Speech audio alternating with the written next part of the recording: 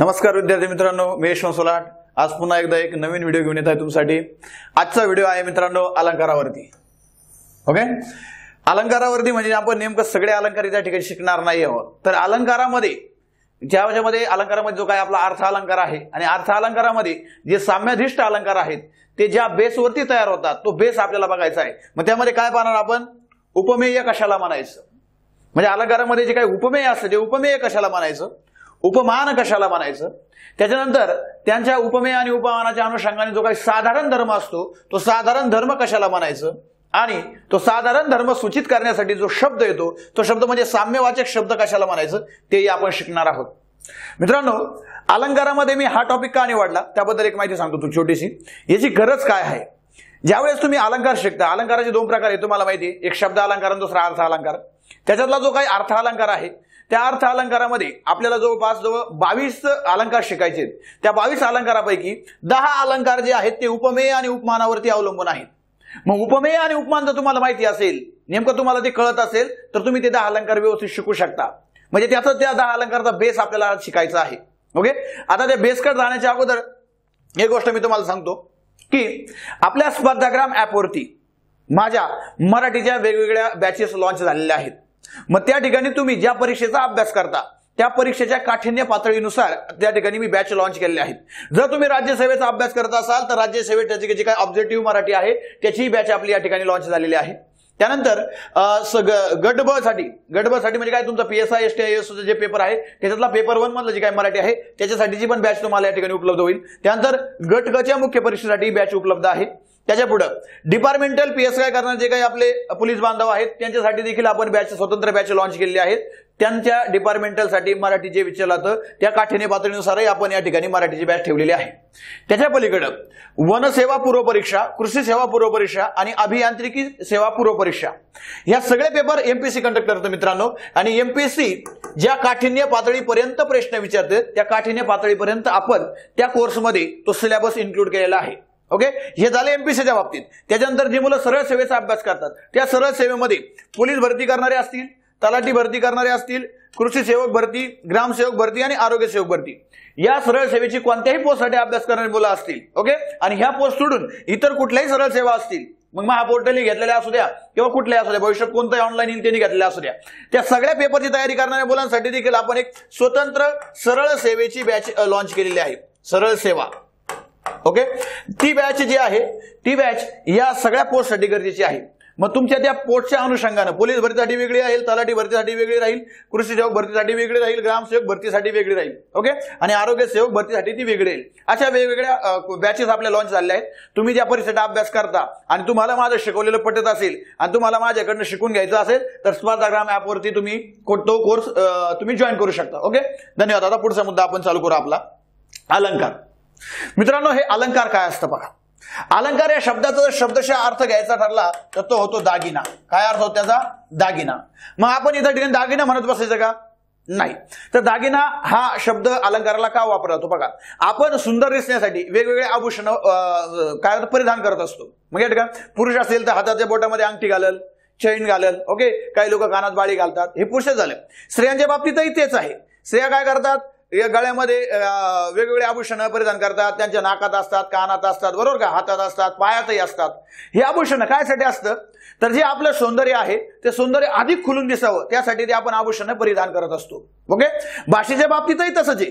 जसं माणसाला वाटतं आपण सुंदर दिसावं, काळं पोरगं सुद्धा पावडर फासून एकदम गोरं गोरं दिसतं, बरोबर का, मग त्याचं ते सौंदर्य खुललं। त्याच पद्धतीनं भाषेच्या बाबतीत तसं आहे।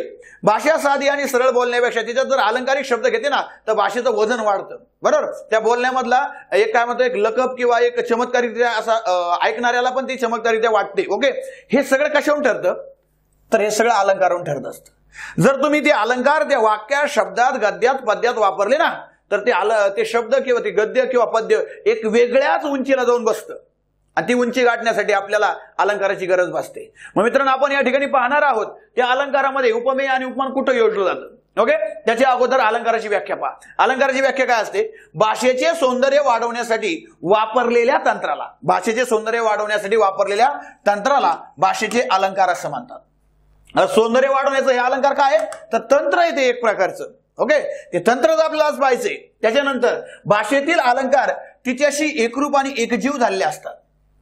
अलंकार ज्यावेळेस भाषेत येतो ना, तो तिच्याशी एवढा एकरूप आणि एकजीव असतो का तो असा वेगळा वाटत नाही. पण ज्यावेळेस तो त्याच्यात असतो ना, ती भाषा एक वेगळ्याच अँगलने किंवा वेगळ्याच उंचीवरती आपण त्या ठिकाणी तिला पाहत असतो. ती उंची आपली कशी गाठायची ती अलंकार दाखवत असतं. त्याच्यानंतर या ठिकाणी हे एकजीव झालेलं असतं म्हणून रा श्री जोग, कोण म्हणतो मी, रा श्री जोग यांनी त्या अलंकाराला काव्य विभ्रम म्हटलेला आहे. प्रश्न येऊ शकतो सरळ सेवेला की काव्य विभ्रम कशाला म्हटलं जातं, तर अलंकाराला म्हटलं जातं. कोणी म्हटलंय, तर रा श्री जोग यांनी म्हटलेलं आहे. मित्रांनो, या अलंकाराबद्दल परत एक प्रश्न येऊ शकतो, अलंकार शब्द नेमका बनला कसा, तर तो बनला कसा पहा. त्या ठिकाणी अलम अधिक हा क्रू धातू जो आहे त्या क्रू धातूचं रूप आहे. ज्यावेळेस तुम्ही संधी शिकता किंवा शिकाल आमच्याकडनं भविष्यात, त्यावेळेस तुम्हाला या ठिकाणी कळावं की ज्यावेळेस मच्या पुढं कोणतंही व्यंजन येतं, आता इथं क्रू धातू म्हणजे तसंच येत नाही, या क्रू धातूचं कोणतंही रूप येऊ शकतं. एक तर कार येईल किंवा करण येईल, या दोघांपैकी एक रूप येतं. आणि हे जे रूप आहे हे रूप जोडत असताना मच्या पुढे व्यंजन येतं. आता या ठिकाणी पहा, मच्या पुढे कोणतं व्यंजन येतं, क येतं आणि इथंही कच येतं. मच्या पुढे व्यंजन येत असताना म बद्दल मागील वर्णावरती अनुस्वार दिला जातो.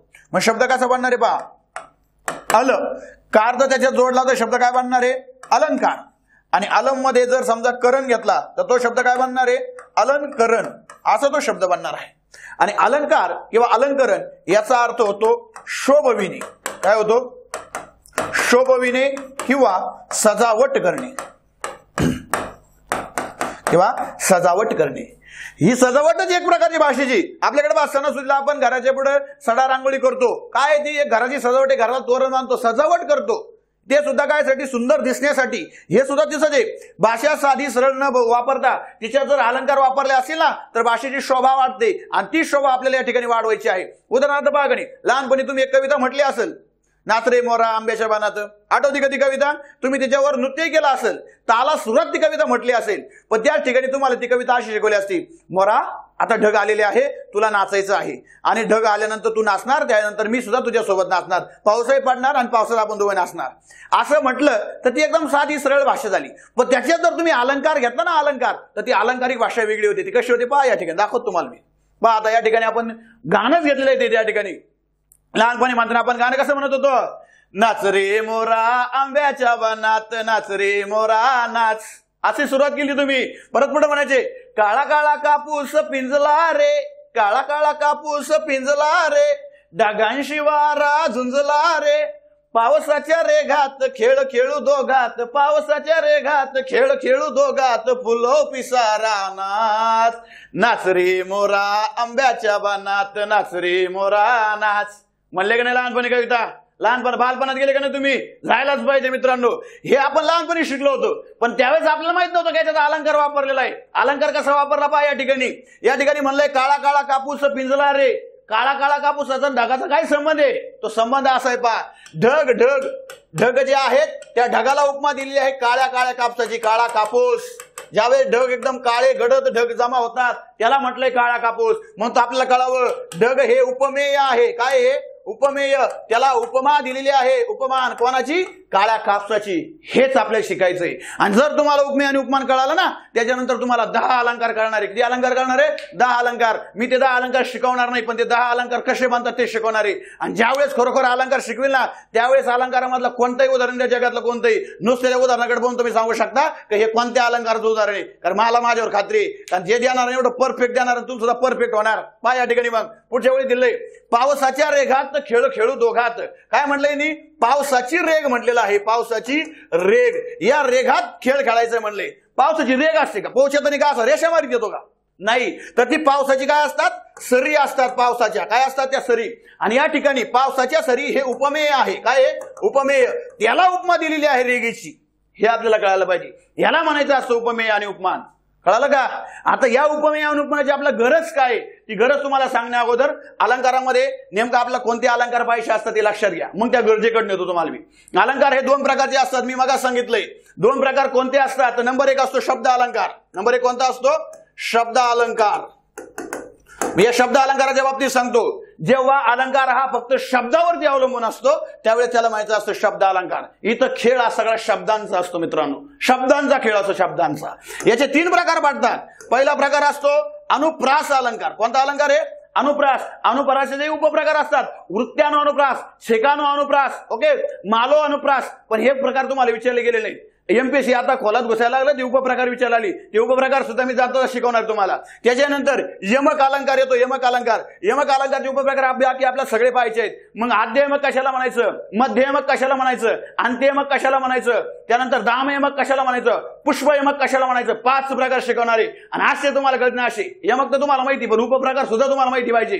त्याच्यानंतर श्लेष अलंकार, श्लेष अलंकारामध्ये शब्द श्लेष कोणता असतो, अर्थश्लेष कोणता असतो, त्याच्यातले उदाहरणं कसे बांधतात. तुम्ही अभ्यास करता मित्रांनो, तुम्ही ते उदाहरण वाचता, त्या अलंकाराची व्याख्या वाचता, ते फक्त रट्टा मारून ध्यानात ठेवता. आपल्याला ते रट्टा मारून ध्यानात ठेवायचं नाही. तर त्याच्यासाठी आपल्याला बघत असताना, अलंकार बघत असताना आपण कसे बघणार आहे, त्या अलंकाराची जी व्याख्या आहे किंवा जो अलंकार बांधला त्याच्यासाठी आपण हिंदी गाणं असेल, मराठी गाणं असेल, एखादी गोष्ट असेल किंवा व्यावहारिक जीवनातलं उदाहरण असेल, ते एकदम तुम्हाला मॅच करून देणार. ते मॅच झालं परमानंट तिकडे फिटून जातं ते. मग या ठिकाणी पहा, हे सगळे अलंकार आपले होतील. अनुप्रासची झलक सांगायचं झालं तर पहा रे, अनुप्रासमध्ये आपण म्हणतो एकाच अक्षराची किंवा अक्षराची समूहाची पुनरावृत्ती होत असते. ते सगळं मला कळणार आहे. मी फक्त या ठिकाणी उदाहरण वाजवलं, गाणं वाजवलं, तुम्हाला ते कळलं. पण ते गाणे बिने मी काय आज वाजवणार नाही. ते ज्यावेळेस शिकवेल ना कोर्समध्ये त्यावेळेस तुम्हाला ते पाहायला भेटेल. ओके, पुढचा मुद्दा आहे दुसरा आपला शब्द अलंकार. या शब्द अलंकारामध्ये काय असतं मित्रांनो, या ठिकाणी शब्दांचा खेळ असतो. इकडचा अर्थ अलंकार, अर्थ अलंकार. या अर्थ अलंकारामध्ये काय असतं, जसा इकडे शब्दांचा खेळ असतो तसा इकडे या शब्दाच्या अर्थाचा खेळ असतो. इकडे शब्दावर अलंकार ठरतो, इकडे शब्दाच्या अर्थावरती अलंकार ठरत असतो. आणि शब्दाच्या अर्थावरचे आपल्याला 22 अलंकार शिकायचे मित्रांनो. किती शिकायचे? 22. इकडे 3 शिकणारे, इकडे 22 शिकणारे. आणि या 22 पैकी आपल्याला 10 जे आहेत ते उपमेय आणि उपमानावरती तयार होणारे शिकायचे. उपमेय आणि उपमान म्हणजे मी आजचा जो टॉपिक घेतलाय उपमेय उपमान, बोगस नाही घेतला. हे कळालं तर तुम्हाला 10 अलंकार कळणार आहे. हे लक्षात घ्या. त्याचा बेस या ठिकाणी आपल्याला पाहायचा आहे. मग या ठिकाणी पुढे पहा, उपमेय व उपमानाची आवश्यकता. आता सांगितलं काय साठी आवश्यकता, आपल्याला कोणते 10 अलंकार त्यातून काढतात. ते 10 अलंकार दाखवतो तुम्हाला कोणते. 1 नंबर, उपमेय आणि उपमानामध्ये तुम्हाला उपमा अलंकार कळतो. नंबर 2, तुम्हाला या ठिकाणी उत्प्रेक्ष अलंकार कळतो. नंबर 3, या ठिकाणी तुम्हाला रूपक अलंकार कळतो. त्याच्यानंतर तुम्हाला कळतो या ठिकाणी अनन्वय अलंकार. नंबर 4, या ठिकाणी कळतो तुम्हाला अपनहुती अलंकार. कोणता अलंकार कळतो? अपनहुती अलंकार. हे झाले तुमचे 5 अलंकार इथपर्यंत. 1 2 3 4 5. त्याच्यानंतर या ठिकाणी पुढचा अलंकार आपल्याला जो कळतो तो आहे व्यतिरेक अलंकार. कोणता अलंकार आहे? व्यतिरेक अलंकार. त्यानंतर कळतो आपल्याला ससंदेह अलंकार. ओके, ससंदेह. नंतर नंबर 8 भ्रांतिमान अलंकार. भ्रांतिमान. त्याच्यानंतर पुढचा अलंकार जो आहे तो आहे आपला दृष्टांत अलंकार. दृष्टांत अलंकार. आणि त्याच्यानंतरचा अलंकार कळतो आपल्याला अर्थांतरन्यास अलंकार.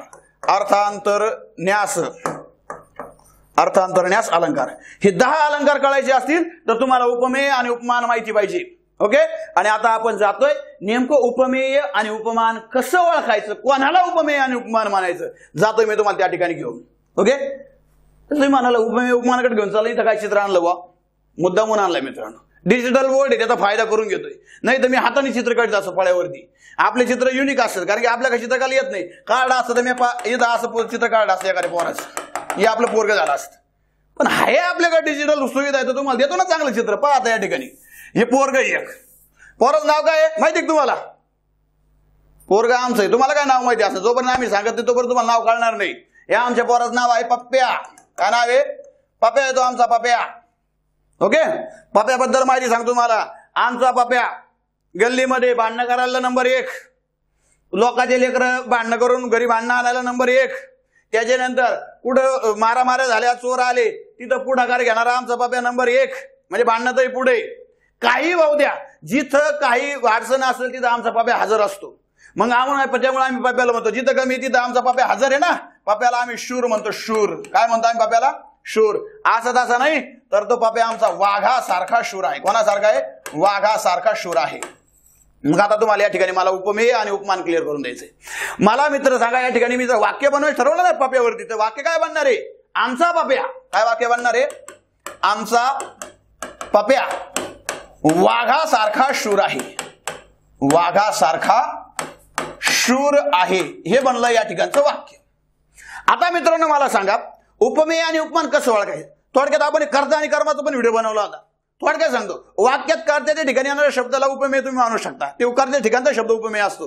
कर्त्याला आपण दुसऱ्याची उपमा देत असतो, म्हणजे त्याची तुलना दुसऱ्याशी करत असतो. या ठिकाणी पण पाहिजे झालं तर मला सांगा, या ठिकाणी आता मी उदाहरण घेतोय, आमचा पप्या वाघासारखा शूर आहे. या ठिकाणी वाक्यामध्ये पप्या शब्द आलेला आहे.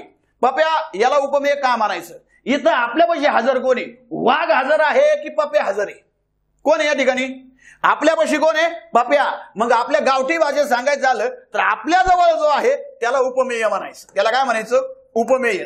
आणि आपल्या जवळ जो आहे, जो व्यक्ती आहे, वस्तू आहे, प्राणी, त्याच्यासाठी दुसरा व्यक्ती, प्राणी, पदार्थ आपण जर बोलत असेल तर त्याला म्हणायचं असतं उपमान. मग वाघ काय झालं तुमचं? हे उपमान झालं. उपमान हे तुम्हाला कळावं. पहा बरं, या ठिकाणी पप्या होता, पप्याची तुलना केलेली. तुलना कोणाशी केली? वाघाशी केली. म्हणून पप्या झाला उपमेय आणि वाघ झाला उपमान. ज्याची तुलना करायची असते तो असतो उपमेय. आणि तुमच्या भाषेत, माझ्या भाषेत सांगायचं झालं तर काय? आपल्यापाशी कोण आहे? उपमेय. आणि आपल्यापाशी जे नाहीये ते कोण आहे? उपमान आहे. ज्याची तुलना करायची ते आपल्यापाशी असतं, त्याला म्हणायचं असतं उपमेय.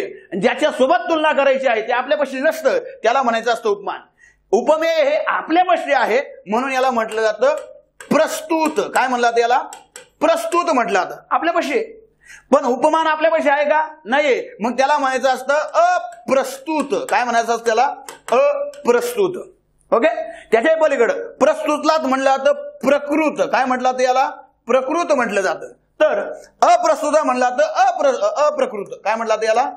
अप्रकृत. या ठिकाणी असं म्हटलं जातं. म्हणजे तुम्हाला कळावं, उपमेयालाच म्हणायचं असतं प्रस्तुत, उपमेयालाच म्हणायचं असतं प्रकृत, आणि उपमानाला म्हणायचं असतं अप्रस्तुत, त्यालाच म्हणायचं असतं अप्रकृत. कळाला का मुद्दा?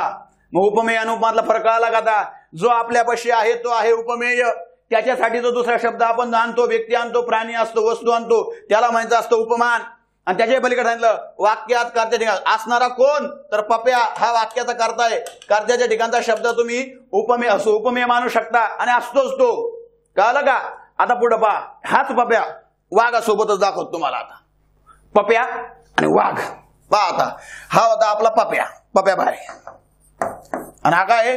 वाघ आहे. चित्रावरून तर ओळखू येत असेल तुम्हाला, बरोबर ना? आता या ठिकाणी पहा, आपण तुलना केली होती दोघांची. आमचा पप्या, काय म्हणलो होतो मी तुम्हाला? आमचा पप्या वाघा सारखा. वाघा सारखा इथं घेतो मरी शब्द. वाघा सारखा शूर आहे. शूर आहे. आता पहा बरं का, मग तुम्हाला सांगितलं, अरे ज्याची तुलना करायची असते, ज्याची तुलना, आपण वाघाची तुलना करतोय का पाप्याची करतोय? पाप्याची तुलना करतोय. पप्या आपल्या जवळ आहे. ज्याची तुलना करायची असते ते असतं उपमेय. बरोबर? पप्याची तुलना कोणासोबत केली तुम्ही? पप्याची तुलना केली तुम्ही वाघासोबत केलेली आहे. व ज्याच्या सोबत तुलना करायची असते ते असतं उपमान. काय असतं ते? उपमान असतं. उपमान. आणि मी सांगितलं उपमेयालाच म्हणायचं तुम्ही प्रस्तुत. काय म्हणायचं त्याला? प्रस्तुत. किंवा त्यालाच म्हणलं जातं प्रकृत. काय म्हणलं त्याला? प्रकृत. आणि जे उपमान असतं त्या उपमानाला म्हणलं जातं अप्रस्तुत. काय म्हणलं जातं त्याला? अप्रस्तुत. किंवा त्यालाच म्हणलं जातं अप्रकृत. हे मुद्दे तुम्हाला कळाले पाहिजे. आता पुढचा मुद्दा आहे, पप्या आणि वाघ यांच्यामध्ये काय समानता आहे हो? पप्याची तुलना वाघासोबतच का केली? आमचा पप्याचं दोन लोक गावात असे भांडकुदळ दिसले, पप्या घरात येऊन लपत असेल तर पप्याला वाघ म्हणून चालेल का? अरे पप्याच्या अंगी शूरता आहे, म्हणून शूरता अशी कोणत्या प्राण्यामध्ये आहे? तो प्राणी त्यासाठी उपमा घेतला, तिथं आपण घेतला वाघ. म्हणजे काय समजायचं तुम्हाला? पप्या आणि वाघ या दोघांमध्ये कोणता समान गुण आहे? तर दोघंही शूर आहेत. कसे? दोघं शूर आहेत मित्रांनो, शूर. आणि दोघांमध्ये जो समान गुण असतो ना त्याला म्हणायचं असतं साधारण धर्म. काय म्हणायचं असतं त्याला? साधारण धर्म म्हणायचं असतं. पप्या आणि वाघ दोघांमध्ये समान गुण काय आहे? तर दोघंही शूर आहेत. हा झाला तुमचा साधारण धर्म, किंवा त्यालाच म्हणतात समान गुण. कळाले का 3 मुद्दे तुम्हाला? आता उपमेय, उपमान आणि समान गुण. दोघांमध्ये समान गुण, त्यालाच माहिती साधारण धर्म. आता हा साधारण धर्म कळण्यासाठी वाक्यामध्ये एक शब्द आणावा लागतो जो हा समान गुण दाखवून देतो तुम्हाला. आणि तो शब्द जर वाक्यात नाही आला तर समान गुण दाखवता येत नाही. आता पहा या ठिकाणी, आमचा पप्या वाघासारखा शूर आहे. हा सारखा शब्द जो आहे ना तो वाक्यातून काढून घेतो एका मिनिटाकरता. आता समजा का तो शब्द तिथं नाहीये. आमचा पप्या वाघा शूर आहे. वाक्य पूर्ण होतं का? तुम्हाला सांगायचंय की आमचा पाप्या वाघासारखा शूर आहे, पण शूर शब्द दाखवायचा असेल तर त्याच्या अनुषंगाने हा समान गुण दाखवण्यासाठी त्याच्यासाठी एक शब्द यायचा, त्याच्या अगोदर एक शब्द येणं गरजेचं आहे. आणि जो शब्द येतो ना, जो समान गुण दाखवायचं काम करतो, हा दाखवण्यासाठी तो येतो, त्याला म्हणायचं असतं साम्य सूचक शब्द. काय म्हणायचं त्याला? साम्य सूचक शब्द म्हणायचं असतं. हे साम्य दाखवायला आलंय, शूर हे साम्य दाखवायचे, समान गुण दाखवायचा आहे, त्याच्याकरता हा शब्द येणं गरजेचं आहे. हा शब्द आला नसता तर हे साम्य तुम्हाला दाखवता आलं नसतं. म्हणून या शब्दाला म्हणायचं साम्य सूचक शब्द, किंवा त्याला म्हणायचं असतं साधर्म्य सूचक शब्द. त्यालाच काय म्हणायचं असतं? साधर्म्य सूचक शब्द. हे त्याचं दुसरं नाव आहे. मला असं वाटतं चित्रावरून, पप्प्यावरून, वाघावरून, दोघांच्या समान गुणावरून तुम्हाला उपमेय, उपमान, साधारण धर्म आणि साम्य सूचक शब्द कळाला असेल. कळाला का? नुसतं हाला म्हणू नका, तुमच्या मानाला त्याला कळलं का नाही कळलंय, बरोबर का? नाही ते बांसर तो पुढे पुढे बावळटची आपल्याला कळत नाही, आपल्याला मान विचारा. कारण की तो बारानंतर मी म्हणतो तुम्हाला 100% कळणार, पण तुम्हाला कळलं की नाही, तुमच्या मनाला कळायला पाहिजे. पुढे पहा आता, याच्यावरती आपल्याला 4 अंग कोणते आहेत? साम्यादिष्ट अलंकाराचे पाहिजेत. पहा, साम्यादिष्ट अलंकाराची 4 प्रमुख अंगे असतात. किती असतात? 4 प्रमुख अंगे असतात. त्यातला पहिला अंग आपल्याला पाहिजे. पहा, ज्याची तुलना करावयाची आहे. मागाचं वाक्य आठवायचं. आपण तुलना कोणाची केली? पाप्याची केली होती. म्हणजे ज्याची तुलना करायची असते त्याला काय म्हणायचं असतं? त्याला म्हणायचं असतं उपमेय. काय म्हणायचं त्याला? उपमेय. आणि त्या पाप्याची तुलना तुम्ही कोणाशी केली होती? कोणाशी केली ती पाप्याची तुलना? वाघाशी केली होती. मग पहा, ज्याच्याशी तुलना करावायची असते त्या वाघाला आपण काय मानलं होतं? उपमान मानलं होतं. मग ते झालं उपमान. या दोघांबद्दल सांगायचं झालं. पहा, ज्याची तुलना करावायची आहे ते उपमेय. उपमेयालाच आपण नाव काय दिलं? त्याला म्हणलं होतं आपण प्रस्तुत, किंवा त्यालाच म्हणलं होतं आपण प्रकृत. ही नावं ध्यानात ठेवा. पेपरला येऊ शकतं, काय येऊ शकतं? अलंकारामध्ये खालील कोणते 2 अंग असतात किंवा खालीलपैकी कोणतं अंग नसतं? 2 अंग म्हणजे 4 अंग आहेत, पण या 2 अंगावर विचारायचं असेल तर उपमेयाला प्रस्तुत म्हणतात, हे माहिती पाहिजे. प्रस्तुत नसेल तर प्रकृत तरी म्हणतात, हेही माहिती पाहिजे. त्याच पद्धतीने उपमानाला काय म्हणतात? उपमानाला म्हणतात अप्रस्तुत. काय म्हणतात त्याला? अप्रस्तुत, किंवा त्याला म्हणायचं असतं अप्रकृत. हे मुद्दे लक्षात ठेवा. हे माहिती असेल पण हे माहिती असावं. त्याच्यानंतर उपमेय आणि उपमान यांच्यामध्ये जो काही समान गुण असतो ना, समान गुण म्हणजे पहा, या ठिकाणी 2 वस्तू आहेत. 2 वस्तूमध्ये ज्याची तुलना करायची ती एक वस्तू, ज्याच्यासोबत तुलना करायची दुसरी वस्तू. या 2 वस्तूमध्ये असलेला जो काही सारखेपणा आहे ना, त्याला सारखेपणाला म्हणायचं असतं साधारण धर्म. काय म्हणायचं त्याला? साधारण धर्म म्हणायचं असतं. साधारण धर्म. या साधारण धर्माला आपण म्हणलं होतं समान गुण म्हणायचं असतं. त्याचा दोघातला काय असतो? समान गुण असतो. समान गुण, किंवा त्याला साधर्म्य असाही शब्द वापरला तो. काय वापरला तो? साधर्म्य. साधर्म्य म्हणजे काय? तर समानता, दोघांमध्ये असणारी समानता. ओके. त्याच्यानंतर ही समानता दाखवायची असेल तर त्या ठिकाणी एक स्पेसिफिक शब्द येणं गरजेचं असतं. आणि जो शब्द ही समानता दाखवण्यासाठी आलेला असतो त्या शब्दाला म्हणायचं असतं, पहा, समान गुण आणि सारखेपणा दाखविणारा जो शब्द असतो त्याला म्हणायचं असतं साम्य सूचक शब्द. काय म्हणायचं त्याला? साम्य सूचक शब्द असं त्याला म्हणायचं असतं. साम्य सूचक शब्द त्यालाच म्हणला तर साधर्म्य सूचक शब्द. काय म्हणला त्याला? साधर्म्य सूचक शब्द. हा शब्द जर वाक्यात आला तरच तो तुमचा समान गुणासाठी कोणता शब्द आलाय तो दाखवतो, आणि आता दाखवता येत नाही मित्रांनो. ओके. आता हे 4 अंग आपल्याला पाहिजेत. या 4 अंगाबद्दल सांगतो. प्रत्येक वाक्यात 4च्या 4 अंग दिसतील असं नाही. हे 2 अंग तुम्हाला 100% दिसणार. ओके. त्याच्यानंतर हा जो 3रा अंग आहे कोणतं? साधारण धर्म. हे प्रत्येक वाक्यात दाखवलं जातं असं नाही. ओके. पण हे दाखवावं लागतं, बरोबर का? आता याच्याबद्दलची उदाहरणं पहा, त्याच्यातून तुम्हाला कळल. इंग्लंडचे लोक टमाट्यासारखे लाल दिसतात. मग आता या ठिकाणी दिसणारे कोण? तर लोक. कोणते लोक आहे? तर इंग्लंडचे लोक, बरोबर का? हा वाक्यातला कर्ता आहे. कर्ता. दिसणारे कोण आहे? लोक आहेत. लोक. मग या ठिकाणी पाहायला पाहिजे आपल्याजवळ आता लोक आहेत, त्या लोकांबद्दल आपण बोलतोय ना, तर हे झालं उपमेय. काय झालं? हे उपमेय झालं. या लोकांची तुलना कोणाशी केली आपण? टमाट्याबरोबर केली. टमाटर, आपल्या रानातला टमाटर, टोमॅटो. हा, तुम्ही आता कसे शुद्ध बोलत असाल तर तुम्ही म्हणा टोमॅटो, पण आपल्याकडे शुद्ध गावठी भाषेत म्हणतात टमाटर. मग याची उपमानाला कोणाशी तुलना केली? टमाट्यासोबत केली आहे. म्हणजे ज्याच्याशी तुलना केली जाते ते असतं आपलं उपमान. काय असतं ते? उपमान. हे आपल्याला कळावं. मग आता दोघांची तुलना केली, इंग्लंडच्या लोकांची तुलना कोणाशी केली? टमाट्यासोबत केली. उपमेय कळालं, उपमान कळालं. मग तुलना करत असताना का तुलना? कोणता बेस होता? दोघांमध्ये समान गुण कोणता आहे? तर समान गुण काय आहे? दोघंही लाल आहेत. याला म्हणायचं समान गुण. काय म्हणायचं त्याला? समान गुण. त्याला दुसरं नाव होतं साधारण धर्म. काय नाव याला? साधारण धर्म असं म्हणतात. बरोबर. मग हा समान गुण दाखवण्यासाठी जो शब्द येतो ना, हा शब्द या ठिकाणी पहा सारखे, याला काय म्हणायचं, याला म्हणायचं असतं साम्य सूचक शब्द. काय म्हणायचं याला, साम्य सूचक शब्द किंवा साधर्म्य सूचक शब्द. दुसरं नाव काय आहे, साधर्म्य सूचक शब्द, हे त्याचं दुसरं नाव आहे. हे आपल्याला माहिती असतं. कळालं का आता, उपमेय आणि उपमान कळतंय का. पहा या ठिकाणी तुलना करायची होती इंग्लंडच्या लोकांची, कोणाशी करायची होती, टमाट्याशी. ज्याची तुलना करायची असते ते उपमेय, ज्याच्यासोबत तुलना करायची असते ते उपमान. दोघांमध्ये समान गुण आहे, दोघं लाल आहेत, मग त्याला माहिती साधारण धर्म. आणि समान गुण दाखवण्यासाठी हा शब्द आला, याला माहिती असं साम्य सूचक शब्द. पाच हे चार अंग परफेक्ट. विडपा पिठासारखे शुभ्र धवल चांदणे पडले होते. मग पडणारे काय, तर चांदणे हा वाक्यातला कर्त्याचा सांता शब्द आहे. याच्याबद्दल माहिती सांगायची, याची तुलना आपल्याला करायची. म्हणजे याची तुलना करायची ते उपमेय. आपण चांदण्याबद्दल बोलतोय, चांदणे आपल्यापाशी, तिथं पीठ नाही आपल्यापाशी. मग पहा उपमेय झालं. चांदण्याची तुलना कोणाशी केली, पिठासोबत केलेली आहे. कोणासोबत केली आहे, पिठासोबत केलेली आहे. मग पीठ झालं उपमान. काय झालं, पीठ उपमान. मग उपमेय सापडलं, उपमान सापडलं. दोघांमध्ये समान गुण जो आहे तो दाखवलेला आहे का, तो एकदा पहा. काय समान गुण आहे, दोघंही कसे आहेत, शुभ्र आणि धवल आहे. मग याला म्हणायचं असतं साधारण धर्म. काय म्हणायचं असतं याला, साधारण धर्म असं म्हणायचं असतं मित्रांनो. बर, पुढचा मुद्दा पहा. सारखे शब्द आलेला आहे. सारखे शब्द काय, हा शब्द वाक्यात आला नसता तर हा समान गुण तुम्ही दाखवला असता का. पहा, पिठा शुभ्र धवल चांदणे पडले होते, नाही. हा समान गुण दाखवण्यासाठी हा शब्द वाक्य देणं गरजेचं आहे. म्हणून या शब्दाला म्हणतात साम्य सूचक शब्द. काय म्हणायचं असतं याला, साम्य सूचक शब्द. हा आलाच नसता तर त्यांनी पुढचा शब्द समान गुण आहे, सुचवणार आहे, ते कळालं असतं तुम्हाला. नसतं कळालं म्हणून याला माहिती असं साम्य सूचक शब्द. पुढचा उदाहरण पहा. तिचे नाचणे मोराप्रमाणे वाटत होते. ठीक आहे, वाटणारे काय, तर नाचणे. म्हणजे तिचे नाचणे हे झालं उपमेय. काय झालं हे वाक्यातलं, उपमेय.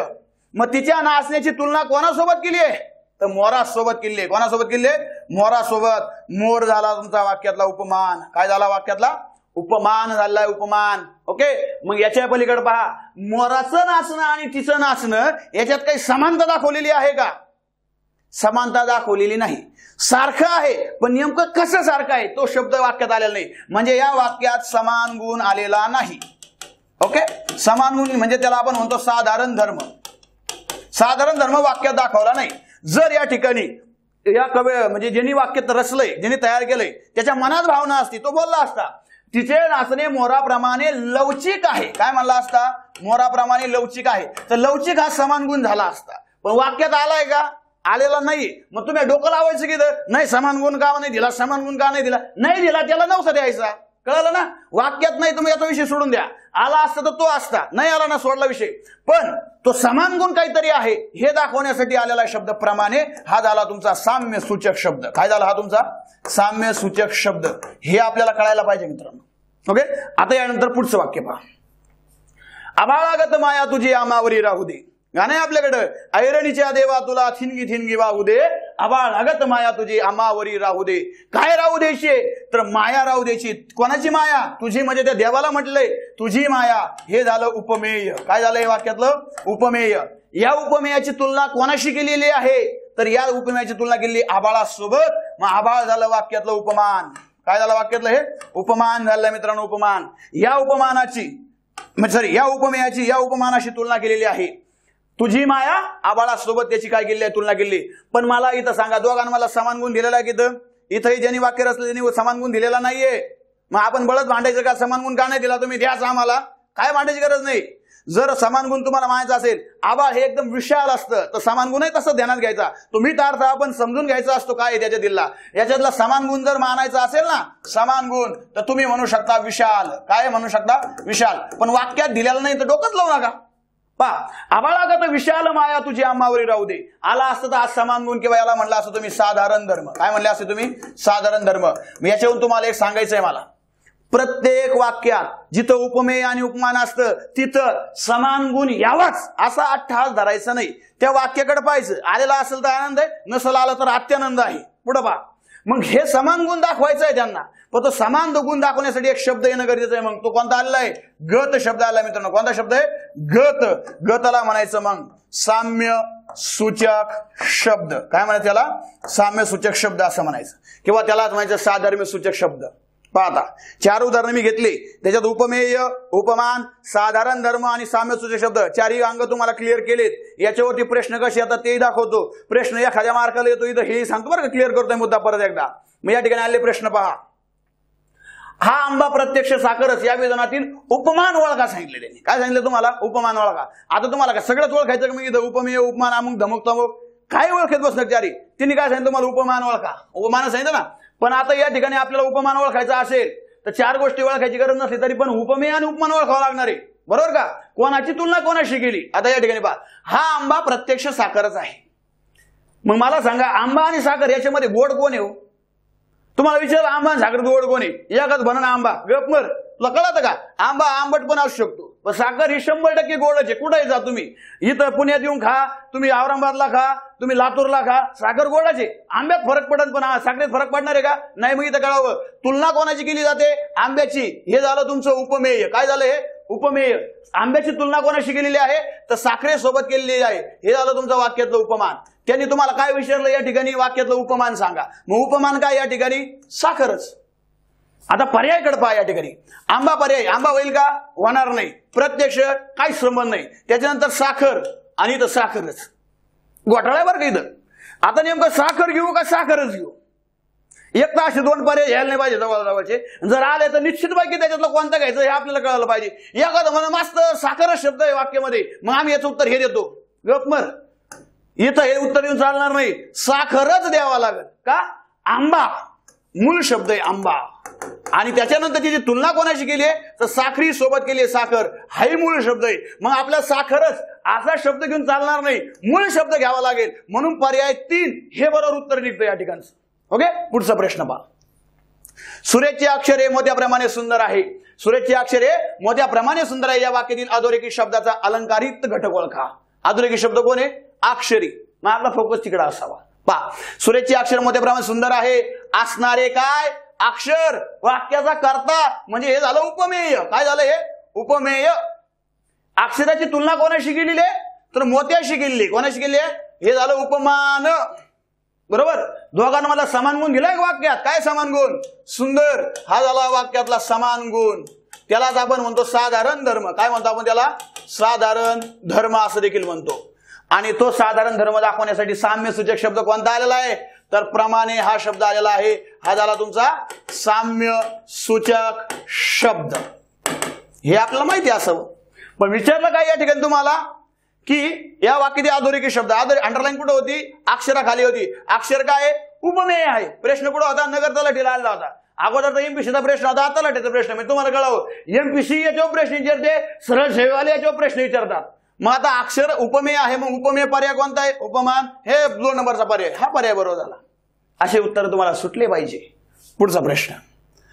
भीमाचे बाहू लोखंडासारखे होते. यातील उपमेय उपमान अनुक्रमे ओळखा. उपमेय उपमान अनुक्रमे ओळखा. आता काय करायचं इथं? उपमेय उपमान ओळखायचं म्हणजे तेच कर्तव्य ओळखल्यासारखाच कार्यक्रम करायचा. भीमाचे बाहू लोखंडासारखे होते. असणारे काय? बाहू. बाहू झाला वाक्याचा कर्ता. मग बाहू नेमकं कोणाचे? तर भीमाचे. या पूर्ण या दोन्ही शब्दाला मानायचं तुम्ही उपमेय. काय मानायचं याला तुम्ही? उपमेय मानायचं.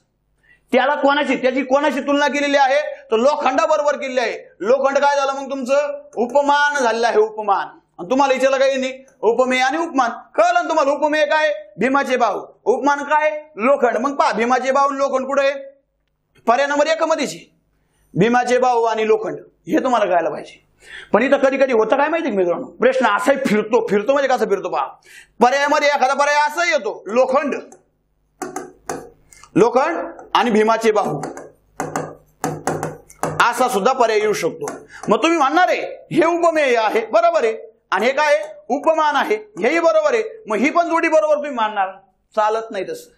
जरी उपमेय उपमान तुम्ही इथं बरोबर ओळखलं, प्रश्नात त्यांनी कसं सांगितलंय तुम्हाला? अगोदर उपमेय नंतर कोण पाहिजे? उपमान पाहिजे. इथं उपमेय हे 2 नंबरला घेतलंय आणि उपमान 1 नंबरला घेतलंय. हे तुम्हाला कळावं. 1 नंबरला कोण पाहिजे? उपमेयच पाहिजे.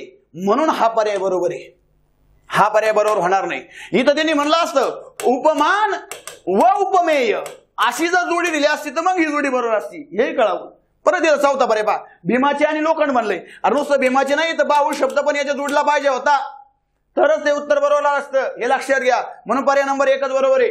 पुढचा प्रश्न पहा, विनाचे नाक साफे गळीप्रमाणे सुंदर आहे. या वाक्यातील नाक हे टिंबटिंब आहे. आता नाकाबद्दल माहिती सांगायची फक्त. नाक काय भाऊ वाक्यातलं पहा, विनाचे नाक साफे गळीप्रमाणे सुंदर आहे. असणारे काय नाक. अरे हे झालं उपमेय मित्रांनो. काय झालं हे उपमेय झालं. उपमेय विनाचे नाक पूर्ण याला उपमेय मानू शकता तुम्ही, किंवा फक्त नाकाला तुम्ही उपमेय मानू शकता. याने नाकाबद्दल विचारलं तरी सुद्धा ते उपमेयच आहे.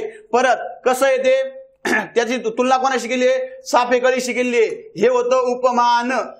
त्यांनी आपल्याला काय विचारलेलं या ठिकाणी नाकाबद्दल विचारलंय ना, मग तिथं कळतं आपल्याला नाक कुठं सापडलंय, उपमेयाच्या जागे सापडलंय. मग पहा साम्यवाचक शब्द कोणता आहे, काय घेणं देणं आपल्याला. त्यांनी उपमेय नाकाबद्दल विचारलं, साम्यवाचक शब्द होईल का, हा होणार नाही बरोबर. त्याच्यानंतर उपमान होईल का, उपमान होणार नाही. मग उपमेय का होईल तर ते कर्त्याच्या जागेवर आहे. याची तुलना आपण साफेकळी सोबत केली, साफेकळी उपमान होतं तर नाक उपमेय आहे, हे कळावं. जर त्यांनी तुम्हाला विचारलं असतं साम्यवाचक शब्द सांगा, मग साम्यवाचक शब्द कोणता आला असता, इथं प्रमाणे आला असता बरोबर का. साधारण धर्म विचारला असतं तर काय आला असता, सुंदर हे आला असतं. प्रेसाचा प्रश्न आहे तसं तुमचं उत्तरही निघालं पाहिजे. ओके मित्रांनो, आता या ठिकाणी पुढे पहा, उपमेय आणि उपमान यांच्या संबंधावर आधारित अलंकार. आता आपल्याला जायचंय, मी तुम्हाला दाखवलं उपमेय आणि उपमान याच्यावरती 10 अलंकार आधारित. किती अलंकार आहेत, 10. त्या अलंकाराकडे जाता जाता मी तुम्हाला दाखवतो की उपमेय आणि उपमानावरती अलंकार कसे रचले जातात बरोबर. मी इथं अलंकार शिकवत नाहीये, पण अलंकार हे नेमकं कसे शिकले जातात आणि कसे शिकून घ्यायचे असतात याच्याकडे मी तुम्हाला घेऊन जात आहे. ओके बघा मित्रांनो, या ठिकाणी मग पहिलं उदाहरण घेतलं आपण, मेघा समतो श्याम सावळा. काय उदाहरण आहे, मेघा समतो श्याम सावळा. या ठिकाणी तुम्हाला कळायला पाहिजे कोणाला कोणाची उपमा दिली आहे, कोणाची तुलना केलेली आहे. तर आपल्या कळावं श्याम जो आहे ना, श्याम, श्याम शब्द असा येतो बरं का, श्याम. ओके, श्याम हा जो शब्द आहे हे या ठिकाणचं उपमेय आहे. याची तुलना केलेली आहे. कोणाशी तुलना केलेली आहे तर मेघा म्हणजे मेघ म्हणजे ढग, याच्याशी तुलना केलेली आहे. हे झालं उपमान. काय झाले, उपमान. मग सांगायचा मुद्दा असा आहे, उपमेय उपमेय आणि उपमान यांच्यामध्ये जेव्हा सारखेपणा असतो, काय असतो, दोघही सारखे असतात, इक्वल असतात, समान असतात, त्यावेळेस एक अलंकार बनत असतो. तुम्हाला उपमेय कळालं, उपमान कळालं, दोघांमध्ये समान गुण दिलेला आहे. या ठिकाणी पहा समान गुण काय आहे तर दोघंही कसे आहेत, सावळे आहेत, सावळे. हा झाला तुमचा साधारण धर्म. काय झाला, हा साधारण धर्म. यालाच म्हणायचं असं समान गुण. हे कळलं, उपमेय झालं, उपमान झालं, साधारण धर्म झाला, त्यालाच म्हणलं समान गुण. समान गुण झाला, पण हा समान गुण सूचित करण्यासाठी साम्यवाचक शब्द कोणता आलाय तर तो आलेला आहे सम. सम झाला तुमचा साम्य वाचक शब्द. काय झाला तो या ठिकाणचा साम्यवाचक शब्द झालेला आहे. मग मित्रांनो तुम्हाला इथं कळावं, या ठिकाणी उपमा अलंकार होतो. कोणता अलंकार होतो तर उपमा अलंकार होतो. उपमा अलंकाराची डेफिनेशन अशी आहे, उपमेय व उपमान यांच्यामध्ये समानता असते किंवा सारखेपणा दाखवला असतो, किंवा असंही म्हणतात दोन वस्तूमध्ये समानता दर्शवण्यासाठी जो काही अलंकार असतो तो असतो उपमा. दोन वस्तू कोणत्या तर ज्याची तुलना करायची आहे ते, ज्याच्या सोबत तुलना करायची आहे ते, म्हणजे उपमेय आणि उपमान यांच्यात समानता असेल तर उपमा अलंकार होतो. मग तुमच्याकडे कीवर्ड्स आहे, या ठिकाणी येणारा साम्यसूचक शब्द हे ठराविकच येत असतात. या ठिकाणी साम्यसूचक शब्द काय आलाय, सम आलेला आहे. या ठिकाणचे शब्द कोणते असतात पहा, प्रमाणे, सारखा, सम. ओके, या सगळे शब्द असतात, गत, जेवी, तुल्य, जैसा किंवा जसे असे शब्द या ठिकाणी येत असतात. या शब्दावरनं तुम्हाला कळायचं असतं का त्या ठिकाणचा जो अलंकार आहे तो उपमा अलंकार आहे.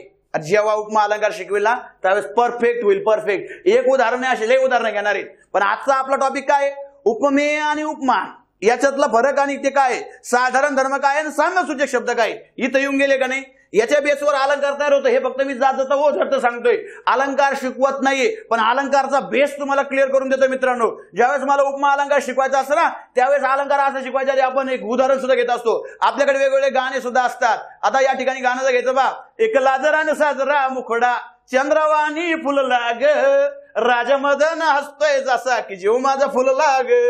पहा या ठिकाणी मुखड्याला काय म्हणलंय, चंद्रवाणी, मग या ठिकाणचा वाणी शब्द हा सुद्धा साम्य सूचक शब्द झालाय, हे तुम्हाला कळायला पाहिजे. अरे तिच्या मुखड्याला चंद्राशी उपमा दिलेली आहे. आपल्याजवळ चंद्र आहे का तिचा मुखडा आहे? ती आपल्याजवळ कोण आहे तर तिचा मुखडा आहे. मुखडा हे झालं वाक्यातलं उपमेय. त्याला उपमा कोणा दिली तर चंद्राची दिली, हे तुम्हाला कळायला पाहिजे. अलंकार असा शिकायचा असतो, कारण की गाणं आपल्या जवळच असतं. पेपरच्या उदाहरणाचं आपलं काय घेणं देणं नसतं. हे काय थेट शिकवतो माहिती का आपण? उगं पेपरला येतं आपल्याला मार्क मिळवायचंय, पोस्ट मिळवायचे म्हणून तुम्ही हे कुठं उपद्याप करता. पण गाणं तुम्हाला काही कुठं पिक्चर आपलं एखाद्या कुठं तुम्हाला विचारलं जाणार आहे का? तरी काय ऐकतं तुम्ही? ते मनाला चांगलं वाटतं, आणि जे मनाला चांगलं वाटतं ते जर कळलं नावांसाठी तर माणूस सुखी राहतो. मग मी जर तुम्हाला असे उदाहरण दिले ना तर तुम्हाला आनंद वाटतो. पण त्या आनंदामध्ये मी तुम्हाला तिथं नाही ठेवीत तर इकडे अलंकारात घेऊन येत असतो. त्याचं लिंक अलंकारित करून देतो. मी काय फुकट गाणे वाजवित नाही भाऊ, ज्याची लिंक होती तेच वाजवतो. या ठिकाणी हिंदी गाणं घ्यायचं असेल ना, हिंदी गाणं काय येईल? चांदी जैसा रंग है तेरा, सोने जैसे बाल, एक तू ही धनवान है गोरी, बाकी सब कंगाल. तशी आपण कंगालाची, नोकरी नाही छोकरी नाही. मग या ठिकाणी काय म्हणलं बा? चांदी जैसा. एकदा पुस्तक बरं का, लई जरा हे झालंय. हा, चांदी जैसा म्हणलं इथं. चांदी जैसा रंग है तेरा. मग काय झालं इथं? तिच्या रंगाला उपमा दिली आहे. तिच्या रंगाला कोणाची उपमा दिली? चांदीची. हे होतं आपलं उपमेय. त्याला दिली ती उपमा चांदीची, हे होतं उपमान. आणि दोघांमध्ये समानता आहे. चांदी जैसा रंग आहे त्याला डायरेक्ट म्हणलं त्या ठिकाणी समानता दाखवलेली आहे. म्हणून या ठिकाणी तुम्हाला कळावं की हा उपमा अलंकार आहे. सोने जैसे बाल, सोन्यासारखे तुझे बाल आहे, हे मराठीमध्ये रूपांतर होत त्याचं. उपमा अलंकार झाला. अशा पद्धतीने अलंकार शिका मित्रांनो. येडा आहे ना, शिकून घ्या, परमानंट फिट होऊन जाईल. पुढं पहा, रामाचे मुख जणू काय चंद्र आहे. मग या ठिकाणी पहा, असणारे काय मुख कोणाचं आहे तर रामाचं. हे झालं उपमेय. कर्त्याच्या सांता शब्द उपमेय. रामाच्या मुखाला कोणाची उपमा दिली, त्याची तुलना कोणाशी केलेली आहे तर चंद्रासोबत केलेली आहे. ते झालं तुमचं उपमान. काय झालं वाक्यातलं? उपमान झालं मित्रांनो, उपमान. मग उपमेय आणि उपमान या दोघांमध्ये समानता दिलेली आहे का? समान गुण आलाय का? असं म्हणलंय का रामाचे मुख जणू काय चंद्र आहे, असंच म्हणलंय. पण इथं समान गुण दिलेला नाहीये. मग डोकं लावायचं ज्यादा नका डोकं लावू. पण त्या ठिकाणी समान गुण दाखवण्यासाठी कोण आलेलं आहे? या ठिकाणी जणू काय हा साधारण धर्म वापरलेला आहे. काय वापरलेला आहे? साधारण धर्म. आणि या ठिकाणी समानता नाही दाखवलेली, तर या ठिकाणी समानतेच्या ऐवजी रामाचं मुख जस काय चंद्रच आहे. म्हणजे काय केलं या ठिकाणी? उपमेय जणू काय उपमान आहे असं दाखवलेलं आहे. असं वाटतं रामाचं चंद्र हे रामाचं मुख हे चंद्रच आहे असं वाटलेलं आहे तिथं कवयित्रीला किंवा लेखकाला किंवा त्या कविता रचणाऱ्याला. ओके, मग हे झालं तुमचं या ठिकाणचं वाक्यातलं काय होणार आहे? हा तुमचा साम्य सूचक शब्द, याला तुम्ही म्हणू शकता साम्य सूचक. ओके, हे तुम्हाला या ठिकाणी कळावं. मग या ठिकाणचे उदाहरण दाखवत असताना आम्हाला काय दाखवावं लागतं की या ठिकाणी पहा, ज्या वाक्यामध्ये जणू काय, जणू काय, गमे, वाटे, भाषे की असे कीवर्ड दिसले का तो अलंकार होतो तुमचा उत्प्रेक्षा अलंकार. कोणता अलंकार होतो मित्रांनो? उत्प्रेक्षा अलंकार होतो. उत्प्रेक्षा. मग असा अलंकार देताना आम्हाला सांगायला लागतं. काय सांगायला होतं? एक लडकी को देखा तो ऐसा लगा. आता या ठिकाणी काय सांगायचंय? लडकीला पाहिलंय त्यांनी, पुरीला पाहिलंय. लडकी को देखा तो ऐसा लगा. ऐसा लगा म्हणजे त्याला वाटलं. लडकी हे उपमेय आहे. काय हे? उपमेय आहे. त्या पुरीकडे बघून त्याला काय वाटलं सांगतो? एक लडकी को देखा तो ऐसा लगा जैसे खिलता गुलाब, जैसे शायर का ख्वाब, जैसे उजली किरण, जैसे बन में हिरन, जैसे चांदनी रात, जैसे मंदिर में हो एक जलता दिया हो. मग या ठिकाणी तुम्हाला कळायला पाहिजे त्यांनी सांगताना काय सांगितलंय? पुरीला उपमा दिलेली इकडं, पण उपमा देताना काय म्हणलाय का त्याला वाटतंय तसं. एक लडकी को देखा तो ऐसा लगा म्हणजे त्याला वाटलंय. जे वाटणं असतं ना ते सगळं उत्प्रेक्षामध्ये असतं. वाटलं म्हणजे उत्प्रेक्षा. त्याला वाटलं ती पोरगी गुलाब आहे, खिलता गुलाब वाटलं असेल. ते उजली किरण आहे असं ना भाऊ, हरिणे असेल, मंदिरातला दिवा आहे असेल. कारण की येड्याला येडीबद्दल काय वाटतं ते त्याच्या मनाला माहिती असतं. पण तो सगळं त्याचा अलंकारात मांडतो, त्याच्याकरता ते आपल्याला शिकायचं असतं. पुढचं उदाहरण या ठिकाणी पहा. पुढचं बोल आहे, लहान मूल म्हणजे मातीचा गोळा, आकार द्यावी तशी मूर्ती घडते. मग पहा या ठिकाणी अलंकार कोणता होतो. आता अलंकार कळून घेत असताना तुम्हाला या ठिकाणी कळावं, लहान मूल म्हणजे मातीचा गोळा, म्हणजे आलेला आहे म्हणजे उभ्या नाही. हा दाखवतो काय? लहान मूल आणि मातीचा गोळा दोघं एकच आहे. काय? एकच आहे. एकच आहे दाखवण्यासाठी दोघं असे काय एकच आहे. म्हणजे या ठिकाणी पहा उपमेय आणि उपमान, उपमेय आणि काय उपमान, हे दोघं एकच आहे. आणि जेव्हा दोघं एकच असतात त्या ठिकाणी रूपक अलंकार होतो मित्रांनो. कोणता अलंकार होतो?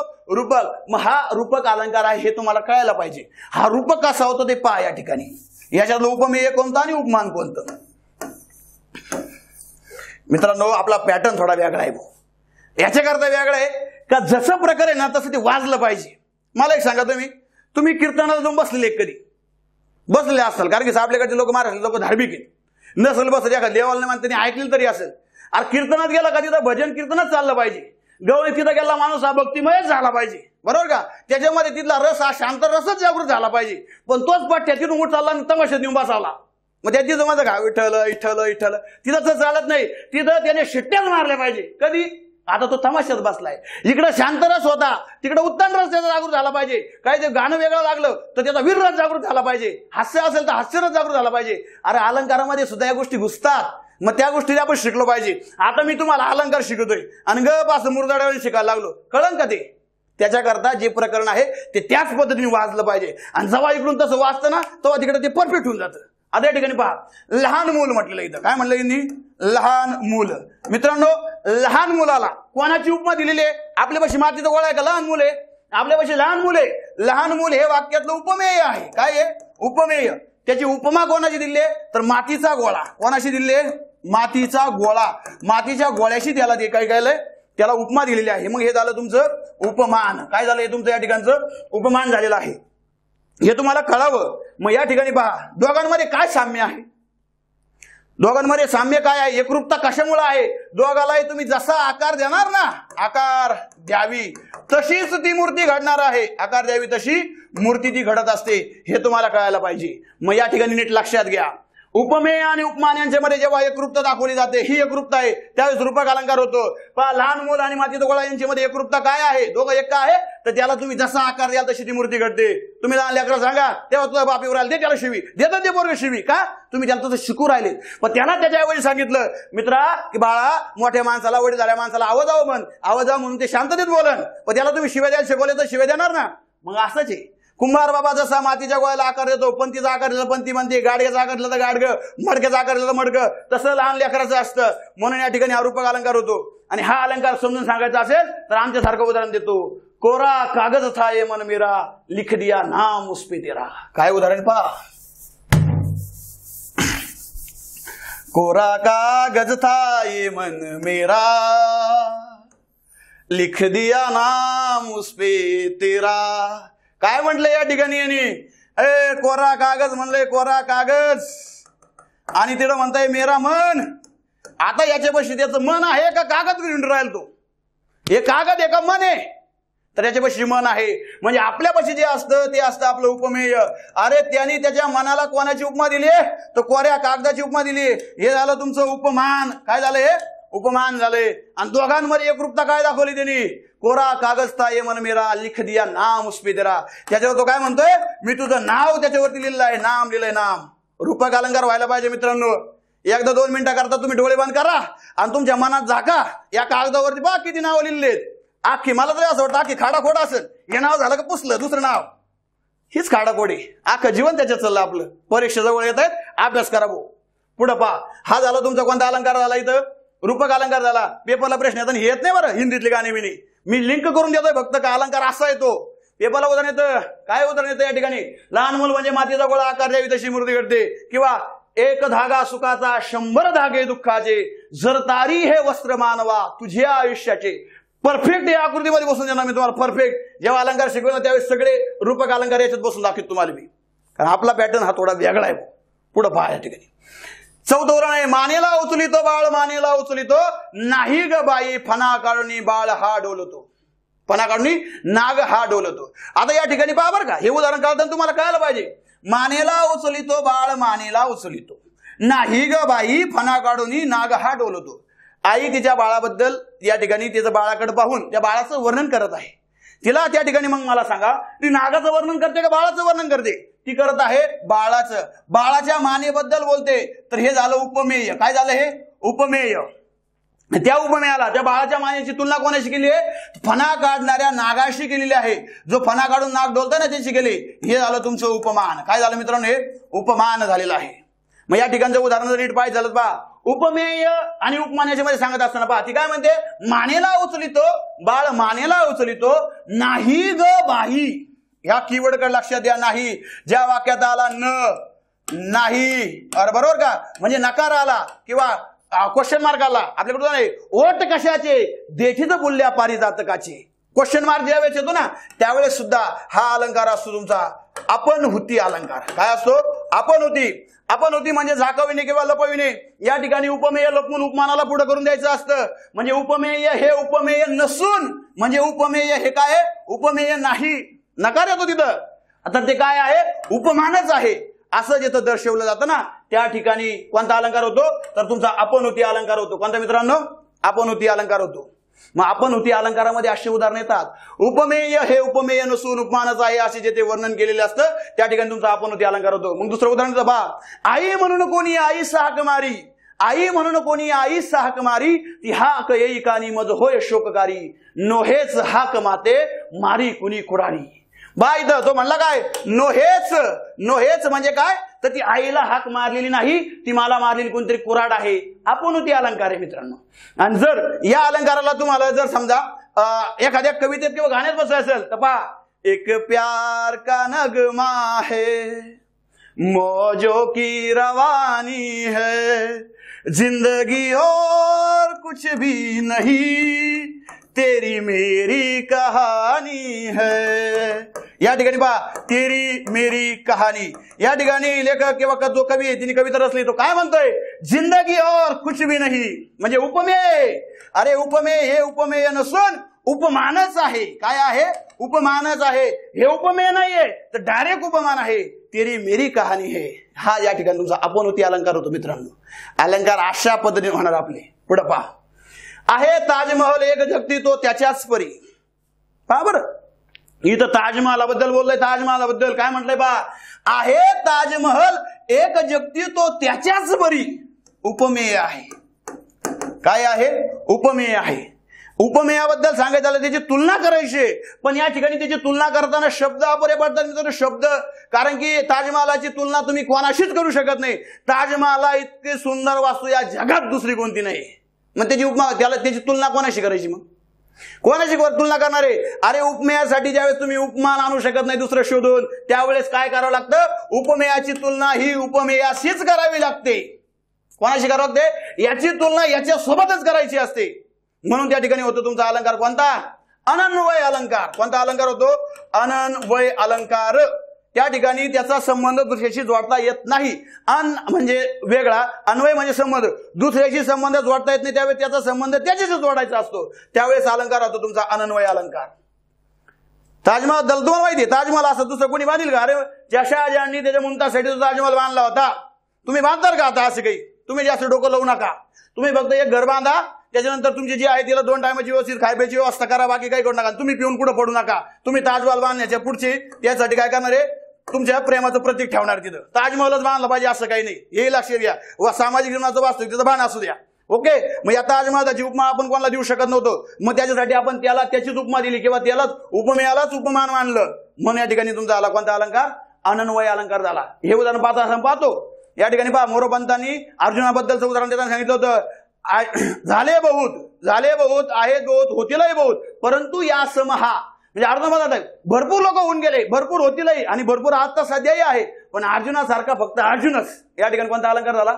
तर तो अनन्वय अलंकार झाला. पहा, आई सारखी मायाळू आईच. आईची उपमा कोणाला देता येणार नाही. आई सारखी माया दुसरं कोणी लावू शकत नाही. ना बायको लावू शकत, ना बहीण लावू शकत, ना पोरगी लावू शकत. आईची माया ही आईची माया असते. ओके. मग या ठिकाणी तुमचा अनन्वय अलंकार होते, तुम्हाला कळलं पाहिजे. पुढचं उदाहरण पहा. या ठिकाणी अमृता होनी गोड नाम तुझे देवा. अमृता होनी गोड नाम तुझे देवा. या वाक्यामध्ये पहा कोणाची तुलना कोणाशी केलेली आहे. पहा, अमृता होनी गोड नाम तुझे देवा. देवाचं जे काय नाव आहे ते झालं उपमेय. काय झालं मित्रांनो? ते उपमेय. त्याची तुलना कोणाशी केलेली आहे? तर अमृता सोबत केलेली आहे. ते झालं तुमचं या ठिकाणच्या वाक्यातलं उपमान. काय झालं मित्रांनो? उपमान झालेलं आहे, उपमान. ओके. मग या ठिकाणी तुम्हाला कळावं हे उपमेय आहे आणि हे उपमान आहे. उपमेयच्या पेक्षा उपमान कसं दाखवलेलं या ठिकाणी पहा बरं. अमृतावनी गोड नाम तुझे देवा. अरे उपमान हे कधी पण उपमेयापेक्षा श्रेष्ठ असतं. कसं असतं? श्रेष्ठ असतं. पण तुम्ही उलट केलं. काय केलं तुम्ही? उलट. अरे उपमेय हे जर तुम्ही उपमानापेक्षा श्रेष्ठ मानायला लागले म्हणजे तुम्ही अतिरेक करायला लागले तर या ठिकाणी अलंकार कोणता होतो? व्यतिरेक अलंकार होतो मित्रांनो. कोणता अलंकार होतो? व्यतिरेक अलंकार होतो. व्यतिरेक. हे मुद्दा लक्षात घ्या. इथं अतिरेक झाला का नाही झाला? गोड काय आहे? अमृत गोड आहे का? देवाचं नाव गोड आहे. पण इथं म्हणलं काय? अमृतापेक्षाही देवाचं नाव गोड आहे. म्हणजे उपमेय हे उपमानापेक्षा श्रेष्ठ आहे असं जिथं दर्शवलं जातं तिथं व्यतिरेक अलंकार होतो. व्यतिरेक. मग असा व्यतिरेक कसा होतो पहा या ठिकाणी व्यतिरेक मध्ये. अजून सांगायचं झालं व्यतिरेक अलंकारामध्ये तर पहा एक उदाहरण हिंदी उदाहरण घेतलं तर असे तर पहा. तुम्हें मैं चांद कहता था मगर उसमें भी दाग है. काय म्हणतो बरोबर का?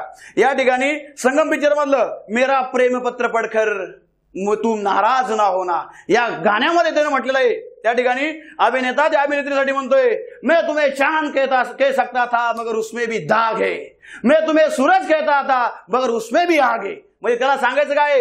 तुला चंद्र आणि सूर्य यांची उपमा सुद्धा कमी पडेल. तू त्यांच्याही पेक्षा श्रेष्ठ आहे असं जिथं दर्शवलं जातं ना त्या ठिकाणी व्यतिरेक अलंकारच होतो मित्रांनो. असा व्यतिरेक अलंकार क्लिअर होईल.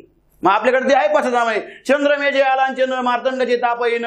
बरोबर का? हे आपलं पशदानामधलं घेतलेलं वाक्य होतं. ते तिकडे हिंदीमध्ये आलेलं आहे. ते पण आपण पाहणार आहे. पुढा पहा. काळो खातच पाय पडे दोरखंड की सर्प पुढे. आता या ठिकाणी काय आहे बुवा? या ठिकाणी होतं काय? उपमेय कोणतं उपमान कोणतं ते एकदा क्लिअर करून घ्या. काळो खातच पाय पडे दोरखंड की सर्प पुढे. त्याला नेमकं कळाना. त्याला नेमकं म्हणजे त्याला भुरळ पडली. हे दोरखंड आहे की साप आहे म्हणजे उपमेय आणि उपमान. आता त्यांनी जर दोरखंड समजला असेल त्याच्या मनात आला दोरी तर ते उपमेय. पण त्याला वाटत असं नाही तो साप असेल मग ते उपमान आहे. म्हणजे उपमेय आणि उपमान नेमकं कोणतं मानायचं? नेमकं कोणतं मानायचं हे त्याला कळत नसेल. त्याच्या पुढे प्रश्नचिन्ह राहत असेल. कोणतं मान सॉरी काळो खातच पाय पुढे दोरखंड की सर्प पुढे कळा नाही. जेव्हा उपमेय आणि उपमान यांच्यामध्ये तुमच्यामध्ये संभ्रम निर्माण होतो की नेमकं कोणतं काय आहे. ज्यावेळेस असा संभ्रम निर्माण होतो ना त्यावेळेस अलंकार असतो मित्रांनो ससंदेह अलंकार. कोणता अलंकार होतो? ससंदेह अलंकार. हे आपल्याला माहिती पाहिजे. मग असंदेह अलंकार कसा असतो पहा. आता या ठिकाणी तुम्ही रस्त्याने चालला. रस्त्याने चालल्यानंतर रस्ते एक दोरी किंवा ऊसाचा चिपट पडलेला असेल त्याच्याकडे पाहता पाहता तुम्ही मोबाईल मध्ये खेळ चालले असाल ते चिपट असं फडफड वाऱ्याने वारायला आलं माणूस घाबरतो काय काय काय. मग ते घाबरल्यानंतर आपलं काय कळतं त्या ठिकाणी आयला साप आहे का चिपट आहे. मग माणूस जवळ पाहता चिपट आहे मग गपचीप चालायला लागतो. फक्त मनात शंका निर्माण झाली दोरी आहे का साप आहे हे झाला ससंदेह. त्याच्या मनात शंका निर्माण झाली फक्त शंका बरं का. त्यांनी डोकं लावलं नाही. शंका निर्माण झाली ससंदेह अलंकार. बरोबर का? पुढे या ठिकाणी पहा. या शंकेच्या पलीकडे ज्यावेळेस शंका होऊ नये तुम्ही त्याच्या पुढे कृती करत असाल ना तर तो भ्रांतिमान तो त्या ठिकाणी तुमचा अलंकार होता असतो भ्रांतिमान अलंकार. त्या भ्रांतिमान अलंकाराकडे जायच्या आधी एक उदाहरण याच्यासाठीचं हिंदी गाणं पहा करी.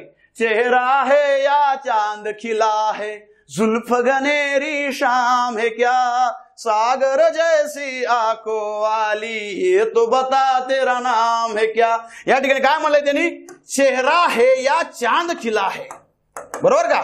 त्याला कळानाच येड्याला याला चेहरा म्हणू का चंद्र म्हणू नेमकं काय आहे दोघांमध्ये फरक. मराठीमध्ये हे उदाहरण येत नाही. मराठीमध्ये बा एक येडा त्याच्या येडीला घेऊन घराच्या गच्चीवर बसला आणि मग म्हणतो तिच्याकडे पाहून कोणता मानू चंद्रमा भुवरीचा की नभीचा.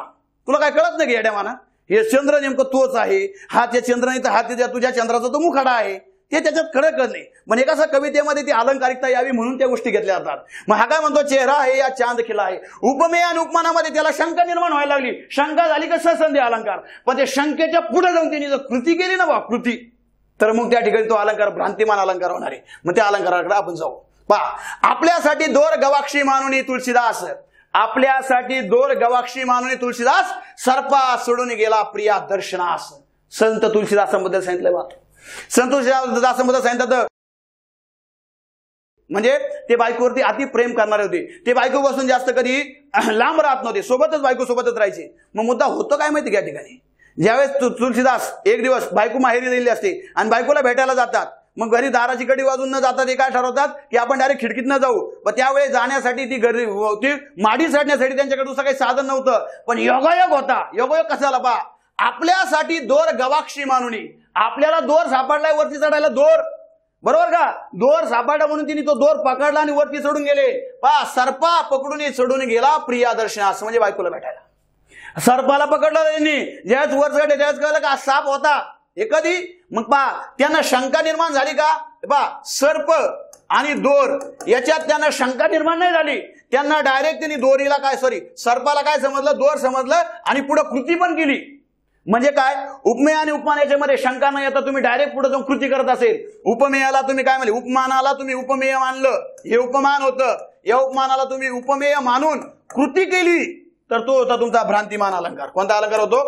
भ्रांतिमान अलंकार. हे आपल्याला या ठिकाणी कळायला पाहिजे मित्रांनो. भ्रांतिमान अलंकार कसा झाला, कृती करते म्हणजे कशी काय. एक त्याचं सुंदर असं उदाहरण पण आहे. ते उदाहरण कसं आहे एक व्यावहारिक जीवनातलं उदाहरण.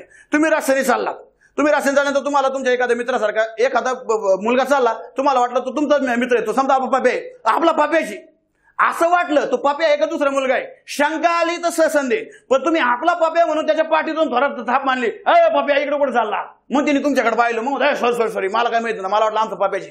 कृती केली तुम्ही, कृती केली म्हणजे भ्रांतिमान अलंकार झाला.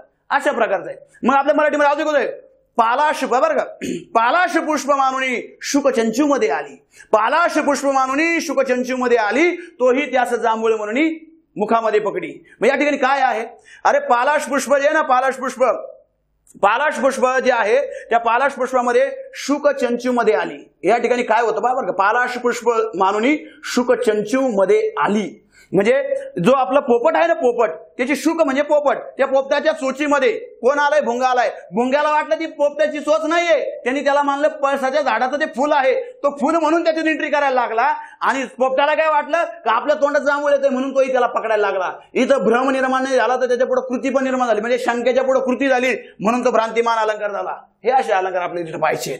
ओके, या ठिकाणी आता पुढे काही नाही. ओके मित्रांनो, मी तुम्हाला उपमेय आणि उपमान याच्यावरती मी तुम्हाला अलंकाराचा बेस दाखवून दिला. तुम्हाला बेस याची गरज काय होती माहिती का, तुम्ही सरळ साध्या पद्धतीने अलंकार शिकता. मी मान्य करतो तुमच्याकडे दुसरी काही मेथड नव्हती म्हणून तुम्ही त्या पद्धतीने शिकलात, पण मला हे दाखवून याची काय गरज पडली का अशा पद्धतीने अलंकाराचा बेस, अलंकाराचा टच आणि व्यावहारिक जीवनातले उदाहरणं, गाण्यातले उदाहरण ज्यावेळेस तुम्ही टच करता त्यावेळेस ते तुम्ही हार्टला टच होतं आणि ते परमनंट ध्यान राहतं. एका मार्गासाठी त्या पद्धतीने शिका, परमनंट फिट होऊन जातं. परत त्याला डोकं लावायची गरज आहे का? आता मी हेच अलंकार विस्तरित रूपात घेतले असे ना, परत तुम्हाला याच्याकडे पाहायची गरज नाही पडणार. आजच्या व्हिडिओमधून तुम्ही फक्त उपमेय, उपमान, साधारण धर्म आणि साम्यसूचक शब्द तेवढे याच्याकडेच पहा. ओके, ज्यावेळेस मी प्रॉपर अलंकार चालू करेल ना त्यावेळेस त्या गोष्टी प्रॉपर घेतो, प्रॉपर. बरोबर का? मग ह्याच गोष्टीकडे आपण जाणार आहे. ते कधी अलंकाराच्या भाषेमध्ये ज्यावेळेस मी अलंकार चालू करेल ना मित्रांनो, त्यावेळेस तुम्हाला बरोबर त्या सगळ्या गोष्टी टच करून देईल. आदिशयोक्ती अलंकार आहे आपल्याकडे. काय आदिशयोक्ती अलंकारामध्ये आपल्याकडे उदाहरण असतं, दीड दमडीचं तेल आणलं सासूबाईचं नाणं झालं, दीड दमडीचं तेल आणलं सासूबाईचं नाणं झालं, भाऊजीची शेंडी झाली, मामाजीची दाढी झाली, उरलं तेल झाकून ठेवलं, लांडरीचा पाय लागला, इशीपर्यंत ओघळ गेला. अतिशयोक्ती अलंकार आहे. अरे बरोबर का? अतिशयोक्ती अलंकार हे उदाहरण तुम्हाला लगेच परफेक्ट ध्यानात राहतात, पण त्याला जर तुम्ही गाण्याची टच दिलं ना, गाण्यात टच, ते सुद्धा परमानंट आहे. पहा, तू धरती पे चाहे जहां भी रहेगी, तुझे तेरी धडकन से पहचान लूंगा. मग आपण म्हणतो नको फेकू गपमर. काय म्हणतोय तो, तू धरतीवर जगात पुढे जाय, तुझी सास आहे ना साथ, तुझे तेरी धडकन से पहचान लूंगा. धडकन. मग मला सांगा, हा एवढा शहाणा आहे का नुसतं धडकन तो लागणार आहे, तू कुठे धरतीवर कुठे असली, याला माहिती असतं अतिशयोक्ती. आणि आपल्या मराठीतलं उदाहरण मी तुम्हाला घेतलं. पहा, इवलेसे रोपटे लावी अले द्वारी, इवलेसे रोपटे लावी अले द्वारी, त्याचा वेलू गेला गगनावरी. अरे रोप इथं जमिनीवर लावलंय, त्याचा वेल गगनात जातोय. अतिशयोक्ती, अतिशयोक्ती. पण या ठिकाणी ती अतिशयोक्ती आपल्याला मान्यच करावं लागेल. परत म्हणता, मुंगी उडाली आकाशी तिने गिळले सूर्यशी. मुंगी एवढी एवढी एवढी मुंगी ती सूर्याला गिळणार आहे का? अजिबात गिळणार नाही. तरी पण या ठिकाणी उदाहरण येते म्हणजे अतिशयोक्ती अलंकार आहे. हे आपल्याला कळायला पाहिजे. या पद्धतीने आपण अलंकार पाहत चालणार आहे. याच्या पलीकडं अजून उदाहरण पाहिजे झालं ना, जाता 2-3 उदाहरण सांगून जाऊ द्या बरं तुम्हाला. आता 2 मिनिटं व्हिडिओ वाढा ना आपला, पण तुम्हाला ते मुद्दा क्लिअर. पहा, मासूम चेहरा निगाहे फरेबी. गाणं ऐकलं ना? मासूम चेहरा निगाहे फरेबी, लबों पे हंसी और दिल में दगा है. पहा, या ठिकाणी कार्यकर्ता त्याच्या कार्यकर्त्याची स्तुती करतोय आणि दुसऱ्या बाजूने निंदा करतोय. काय म्हणलाय तो? मासूम चेहरा. इकडे काय केलंय त्यांनी? इथं काय केलंय? तिच्याबद्दल स्तुती केली, पण निगाहे म्हटलाय तो. निगाहे फरेबी, जिरवली तिची त्यांनी. काय म्हणला? तुझा चेहरा मासूम आहे म्हणजे तुझा चेहरा भोळा आहे पण नजर भामटी आहे. त्याच्यावरून कळतं की त्यांनी इकडं स्तुती केलेली आहे आणि इकडं निंदा केलेली आहे. आणि आपल्याकडे जेव्हा स्तुती आणि निंदा दोन्ही गोष्टी होतात त्यावेळेस व्याज स्तुती अलंकार असतो. मग असं गाणं वाजवून आपले ऍक्च्युअली उदाहरण ज्यावेळेस मी तुम्हाला घेतो ना त्यावेळेस तो अलंकार एकदम फिट होतो. फिट मित्रांनो, आपल्या वास्तविक जीवनावर पाहायचं असेल तर पहा, आज तुम्ही पेपरला बसले आणि एका मार्गाने तुमची पोस्ट गेली, त्या पोस्टमुळे तुमचा किती सगळं अख्खं रामायण किती थांबतं ते पहा. मार्कासाठी परीक्षा गेली, मार्कासाठी किंवा पेपर गेला पहा, एका मार्कासाठी का मार्कासाठी पेपर गेला, पेपरसाठी नोकरी गेली, नोकरीसाठी छोकरी गेली, छोकरीमुळे संसार थांबला. एवढा अनर्थ फक्त एका मार्काने केला. लय लोकांचा अनर्थ झालाय. मेनाला विचारा आपले 1-2 प्रत्येक वर्षी परत रिपीट आहे तोच पेपर तीच परीक्षा. बरोबर, फक्त वर्ष बदललेलं असतं, प्रश्नपत्रिका बदलली असती, फक्त 1 मार्क. असे लय लोक, लय दुःख नाही. मग हा अलंकार कुठे येतो आपल्याकडे? तर सार अलंकारामध्ये येतो. काय? खिळ्यासाठी नाळ गेला, खिळ्यासाठी नाळ गेला, नाळासाठी घोडा गेला, घोड्यासाठी घोडेस्वार गेला. एवढा अनर्थ एका खिळ्याने केला. मित्रांनो, अशा पद्धतीने आपले अलंकार होतात.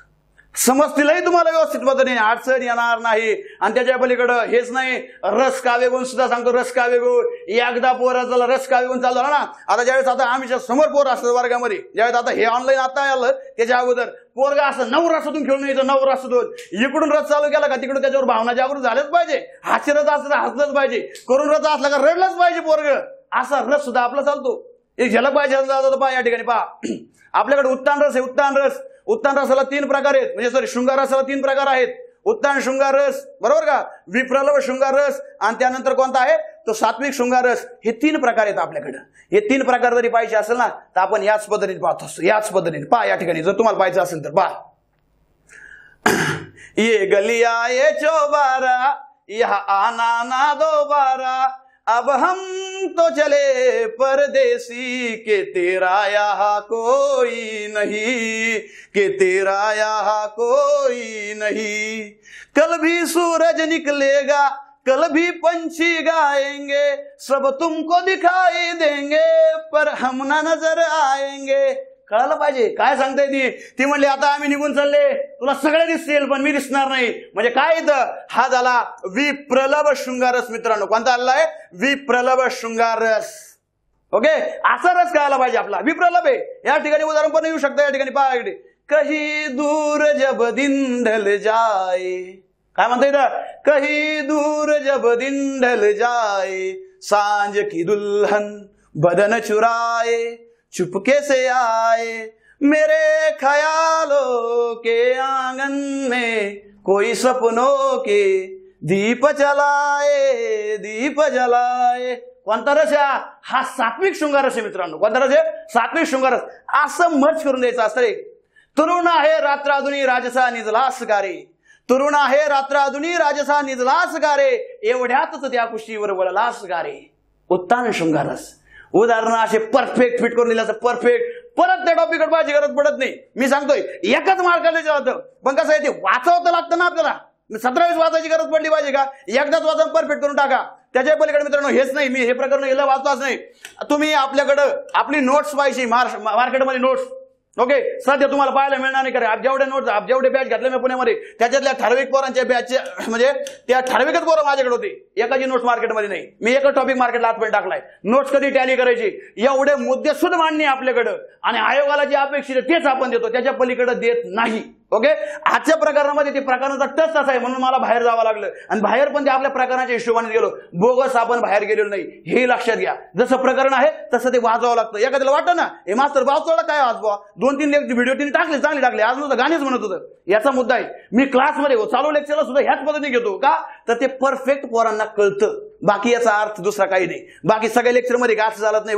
जसं प्रकरण आहे तसं ते वाजवावं लागतं. आजचं प्रकरण तसं होतं, मी तसं वाजवलं ते. ओके, रस काव्य गुण आणि अलंकार हा असंच वाजत असतो. ज्यावेळेस वृत्त चालू करेल त्यावेळेस पण, ज्यावेळेस आपल्याकडे वृत्तमध्ये मुक्त छंद वृत्त आहे, मुक्त छंद म्हणलं तिथं कवी असं मुक्त असतो, त्याला काय असं जखडलेलं नसतं. त्यावेळेस तो त्याच प्रकारची तिथं कविता किंवा गाणी असतो. पहा, कशाला वाचला चेहरा, पावर गाणं सुंदर आहे. कशाला वाचला चेहरा पुस्तके वाचणाऱ्याने, उभा रस्ता बदलला रे तिच्या एका इशाऱ्याने. या ठिकाणी मुक्त आहे कवी, मुक्त छंदामध्ये तो म्हणतोय. काय म्हणलाय? कशाला वाचला चेहरा पुस्तके वाचणाऱ्याने उभा रस्ता बदलला रे तिच्या एका इशाऱ्याने. जवा या जिंदगानीची म्हणतो बरं कवी, जवा या जिंदगानीची उघडली फाटकी पाने मनाला मारला रफ्फू रफ्फू रफ्फू तिच्या एका इशाऱ्याने. तुया गावावरून ग तुया गावावरून ग जवा जवा जाईन मी. जरी भुललीस तू मले जरी भुललीस तू मले तुले सोडून पाहीन मी. कविता माझी नाहीये, विदर्भातील आपल्या अकोल्याचे अनंत राऊत सर त्यांची ती कविता आहे. एकदा आवर्जून ऐका, माझ्या आवाजापेक्षा त्यांच्या आवाज ऐकायला तुम्हाला आनंद वाटेल. ओके, आजच्या पद्धतीने आजचा आपला व्हिडिओ या ठिकाणी संपला मित्रांनो. ओके, या ठिकाणी तुम्हाला एक सांगतो, मी आधी सांगितल्याप्रमाणे आपल्या बॅचेस स्पर्धाग्राम ऍपवरती उपलब्ध आहेत. आजच्या व्हिडिओमध्ये मी फक्त तुम्हाला उपमेय, उपमान, साधारण धर्म आणि पुढे काय सांगितलंय, साम्यसूचक शब्द एवढं शिकवलंय. अलंकार शिकवलेले नाहीत, पण अलंकाराचा बेस तुम्हाला त्या ठिकाणी क्लिअर करून दिलाय. ओके, आज मी तर सांगतो, ज्यांना कोर्स जॉईन करायचे आहे त्यांनी स्पर्धाग्राम हे जे आपलं ऍप आहे ते डाउनलोड करा आणि त्या ठिकाणी आमचे कोर्स जॉईन करा. ओके, जय हिंद, जय महाराष्ट्र, धन्यवाद.